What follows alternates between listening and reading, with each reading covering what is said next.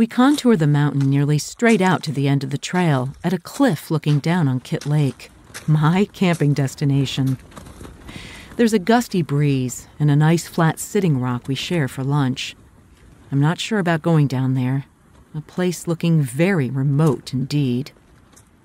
My hiking buddy for this small off-trail of Avalanche Divide in Grand Teton National Park is named Alexis. He's half Austrian and half Mexican, skinny as can be, but with a wide, inviting smile. He showed up as if on cue when I hit the junction, unsure if it was wise to venture forth on such a lonely trail. I'd heard that camping by the lakes beyond was soulful and worth an adventure, but uncertainty was creeping in, especially after my rescue in July. Did I have the goods anymore to camp all alone? Alexis brought a monocular, and I studied the terrain. I can see a flat spot below near a boulder with shade. The ranger didn't seem too concerned when I gave him my itinerary with Kit Lake as a destination. But how do I get down there? We talk about lots of things, life, our careers, just as dozens and dozens of butterflies float past, seemingly allowing the breeze to pull them up here. Alexis points below at a chunky marmot running by. I realize if I can see him that well, the scale is much smaller than I thought. Well, there's always an out to turn around and camp with Alexis. I even invite him to join me at Kit Lake.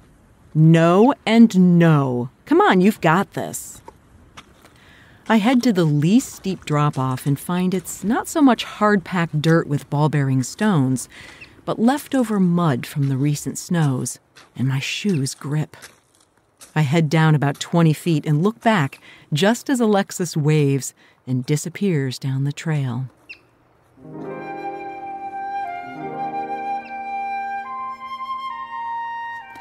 You're listening to the Blissful Hiker podcast. I'm Allison Young, the Blissful Hiker, sometime professional flutist, sometime voice artist, and full-time pedestrian. Thanks so much to Lecky Trekking Poles and Belega Socks for their support. Also Summit Orthopedics in the Twin Cities, my choice for 2 total hip replacements. I'm bionic bliss these days. My goal in sharing stories of walking long-distance trails as a solo female middle-aged titanium-reinforced hiker is to empower you to learn to hike your own hike too. No one visited my perfect site looking straight into the Tetons, even after the moose sneeze last night. My food bag is still hanging in the tree, but my view seems obscured. Is that smoke settling in? I take my time getting out of the warmth. There's only a bit of frost, but mostly it's warm still in shadow as I make breakfast. It's fun to think back to when I made all this food, planning to eat it on the Continental Divide Trail. I've got enough for weeks of trips, and I can taste all the love and the hope that went into these individual meals. I pack up and start heading down, saying goodbye to this spectacular sight on soft grass, looking right at the Grand with water burbling around me all night. Before the moon came up, I looked out on both strands of the Milky Way, clear as can be, millions of stars making me feel tiny. It's all downhill to the cutoff up the South Fork of Cascade Canyon. Yesterday, a man asked me close to Lake Solitude, how much further? I said not far, and he hazarded a guess of 4 miles. Well, I told him, 4 miles, and you're halfway there. He loved my answer, and he shared it with his slower partners. It's really only a few miles through stands of white bark pine and willow, loads of campsites tucked in near water. I cross a massive boulder field, part of an avalanche. Pikas peep loudly at me, then scurry into their burrows, fat but fast. As the forest thickens, I call out for bears. On day 1, I passed a couple wearing bells and a solo hiker carrying a large cowbell. Down and down I go towards tall trees.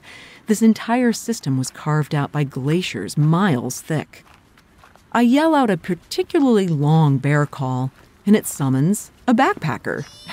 We both laugh as his 3 friends show up. They give me good beta on the Alaska Basin, and we wish each other well as I begin to ascend again. It's going to be up the rest of the day, with a few flat patches set aside for campsites. It's shaded with water crashing next to me in cascades over granite boulders. I yell for bears as I round blind corners, and yet again, I summon a trio of hikers. They're friendly and cute, and agree to some very silly pictures, including a conga line, before we share beta and then move on. It seems everyone is starting their day from the South Fork campsites, and I meet more backpackers. Some happy and friendly, and others sullen. Are they tired? Are they cranky? Are they in a hurry? 2 women are curious about my tent, and just as I begin to share my opinion, they move down quickly to make way for 2 more hikers. These guys are not with them, though they tell me they've met at nearly every break spot, which might explain why the 2 women kept moving. We're on a steep slope, but stop to talk about how steep it is. I try to convince them not to leave today via Cascade Canyon, but to continue over Paintbrush Divide, but they're exhausted. One asks me if I'm from around here, since I'm so comfortable in the woods. I say no, but I accept his lovely compliment. And then up and up I go, switchbacking around a massive boulder and up and over falls. The smoke is making a haze in the peaks, which now tower right over my head. I don't smell it, though, and I'm only breathing heavy because I'm at 9,000 feet. It's beautiful in spite of the haze, the bushes turning bright red and yellow. Just ahead is good access to the river, and I fill up and get a snack. The water is clear and cold, and I'm so happy I set up a gravitational feed so I can snack as it fills. I follow the river on flatter ground for a while, the pass, at least the first one, peeking out through the trees. It's more up on easy trail through forest where I yell out for a bear, assuming I'll see people, which I do. I've got a good rhythm, but it's long and I'm a bit tired. Heck, I did not come out here to hurry. I find a nice rock and I take a break, drinking an entire liter of water. Does it still count as carrying weight if all that water is in my body? I check the map and see that I'm just below the switchbacks and near the cutoff for where I plan to explore. It's up, but switchbacks make it easy, and I kind of float, looking out 2 massive spires above the deep canyon I just climbed out of. I begin to see signs for campsites, plus 1 huge tent like a house, likely a horse camp. The sign here points to Hurricane Pass on the Teton Crest and Avalanche Divide, which is a dead end, but has an interesting set of lakes under a massive wall, which I've been told is amazing camping. But I'm uncertain about heading 2 miles off trail into the unknown. It's most definitely an alpine lake above tree line, and it could be cold, and certainly remote. I cross a stream and head for some shade on a beautiful slab of granite to study the map. And just then, as if the trail decided to step up and do some providing, a man appears at the junction, seemingly from nowhere. He too studies his map, and I call out to him, "Hey, are you headed up to the divide?" "What?" I ask again, and he says yes. Then I suggest he come in the shade and look at maps with me. He obliges and tells me he plans to camp here but wanted to explore. So without much discussion, we head up the divide together. I wasn't entirely clear on the fact that it was more ascent, but it's astoundingly beautiful in here. A giant bowl of crushed rock and moraine, snowfields, and the towering Tetons above. Alexis keeps a steady pace, but it's mellow like mine, and we talk, stopping every now and then for pictures of this wild moonscape. Still, there are flowers and the first deep purple gentian of the trip. The rock is mottled, showing its fossilized beginnings. We cut high up and turn west, seeing the switchbacks to Hurricane Pass before we turn east, straight at the Grand. Just as we come to a cutoff for Iceflow Lake, Alexis's original destination, we meet a trail runner. He's come all the way up from Taggart Creek, but I thought this trail was a dead end, and he tells me there is a faint track, but somehow I neglect to ask him where. It's not entirely obvious, but I can zigzag down on an angle towards a chute of grass and flowers between 2 cliffs. From above, I saw that it was best to stay high here and contour above the lake, where I hit stunted pines in a row, humpy grass, and beautiful leafy plants in a variety of colors. It's only a matter of minutes that I reach the boulder and find a flat grass patch close to a tiny inlet. I'm exposed to the wind, but it's soft and has me looking right at the wall and caves that I've left unexplored. I set up, placing rocks on all my stakeout points. I get water and wash up, then hang out on a flat rock with a giant red stripe through it, reading and contemplating this mysterious high-altitude rock garden. The wind gets gusty, pushing big puffy clouds across the sun and keeping me cool. They make waves on my aqua lake, which burp against the rocks. Birds visit, but I never see a marmot or hear pikas. I hope I'm not being foolish to sleep with my food tonight. Swallows are the last to pass by before I tuck in, the wind shuddering and shaking the tent, but so far holding up. I'm all alone tonight and loving this silence. A chance to contemplate a glorious day of exertion and views, laughs and connections, and a new friend. Also that I feel mighty badass in this high lake, all alone.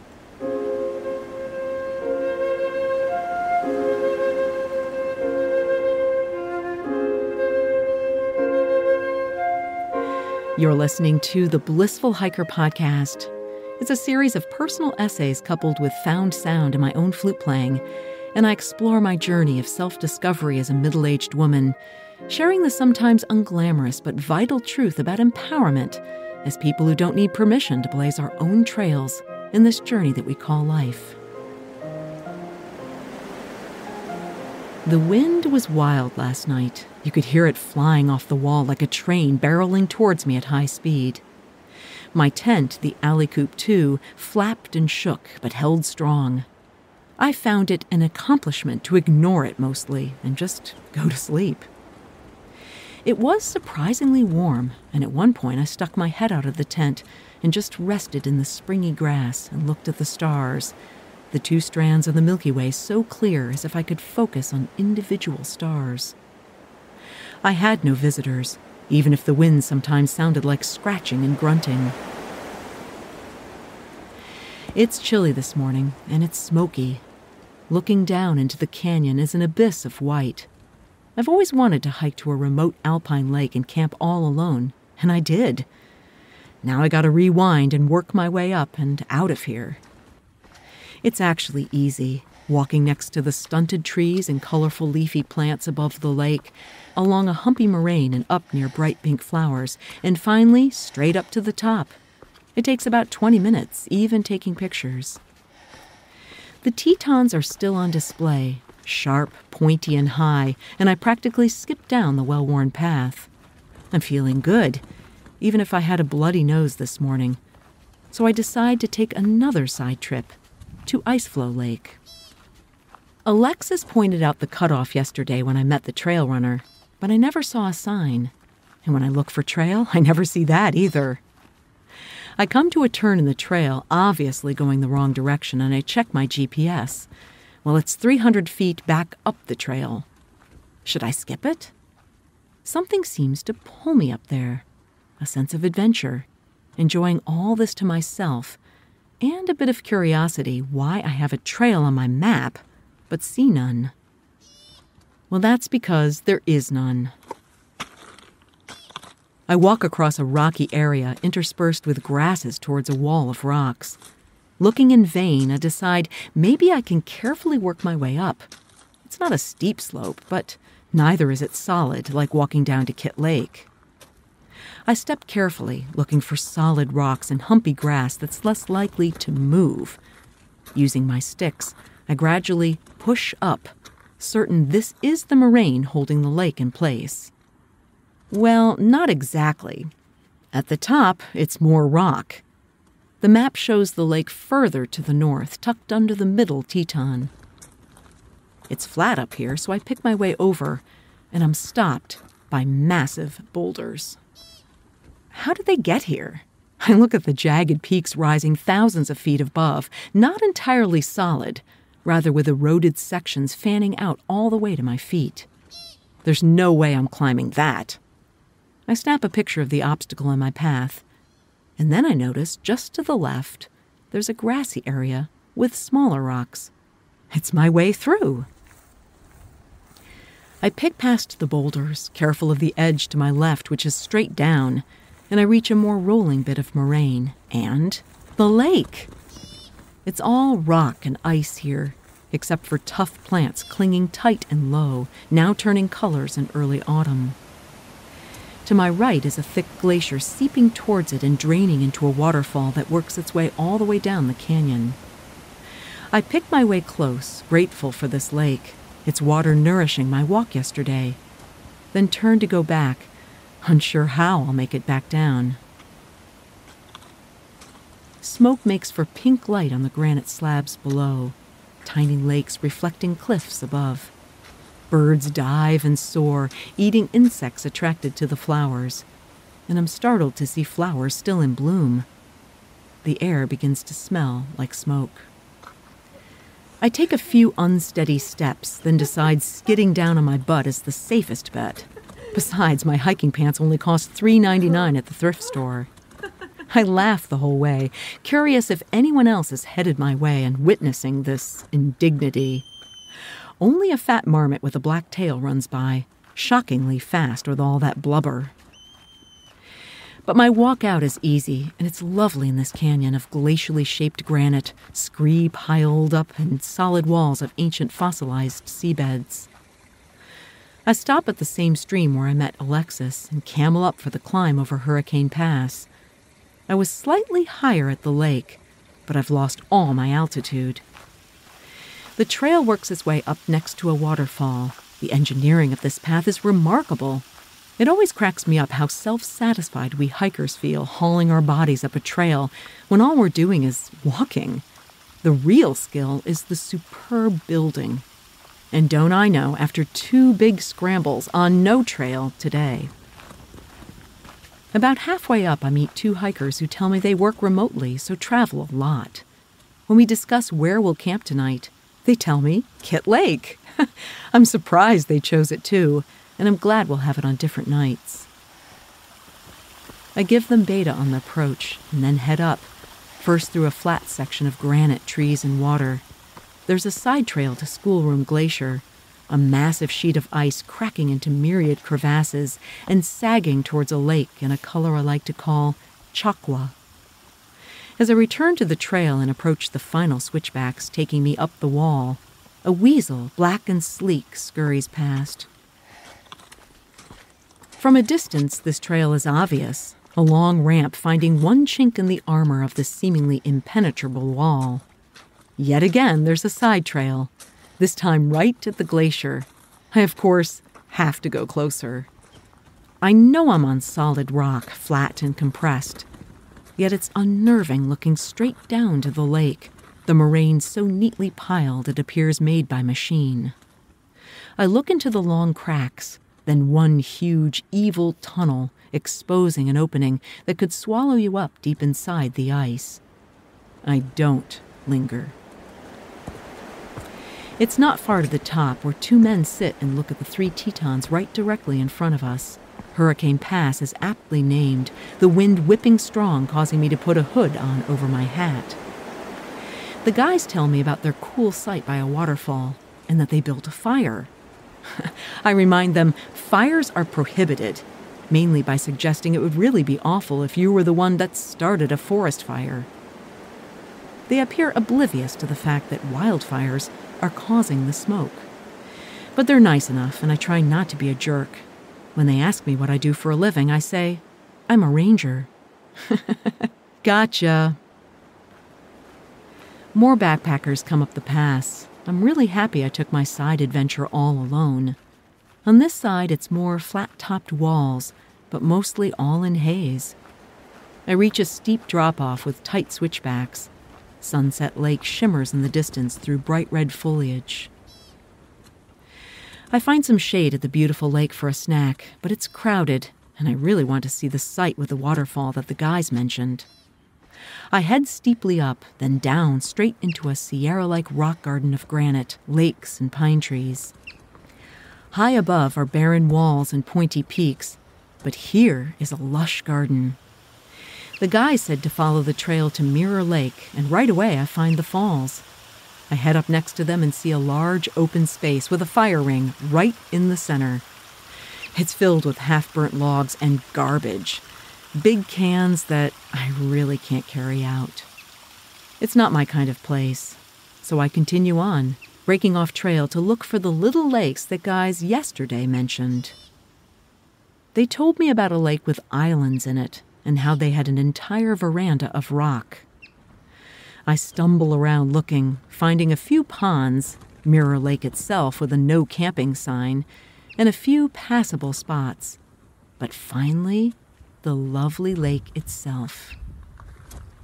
Even here it takes wandering around to find the spot they were talking about, on grass with a huge slab of rock down to the water.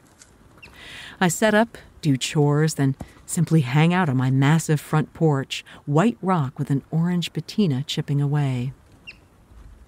Behind me faces west, and the land drops down steeply, so I finally have a long, drawn-out sunset. It's bright magenta, glistening on the granite slabs. My lake is a jewel, surrounded by these high peaks. One island has a large gray trunk skeleton, birds picking a branch, then fluttering away. The wind has completely died. Only a stream rustles in the distance. And I think that taking shorter days is breaking the spell, and I'm feeling less anxious about hiking. Long-distance trails demand long days, but shorter ones allow for time to take side trips, search for the perfect site, and thoroughly soak it all in. This trail I'm doing feels just right. And who knows, maybe a little shake-up was what I needed to not take the whole through hiking business so seriously. I'm strong and I feel good, but I have no need to prove anything, just to enjoy each and every surprise.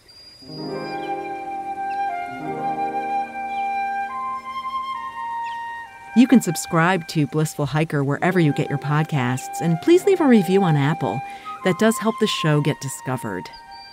Blissful Hiker is on Patreon now. You can support the show financially as a patron and help me buy food, get to where I'm going, wash and repair the kit, and also carve out the time it takes to write and record. You can find a link to Patreon in the show notes or at blissfulhiker.com. Next week, I'll finish the Teton Crest Trail with a few side trips and another bout of SVT, though I do manage my heart, and then I hike a huge pass. Until then, my friends, kia kaha and happy trails.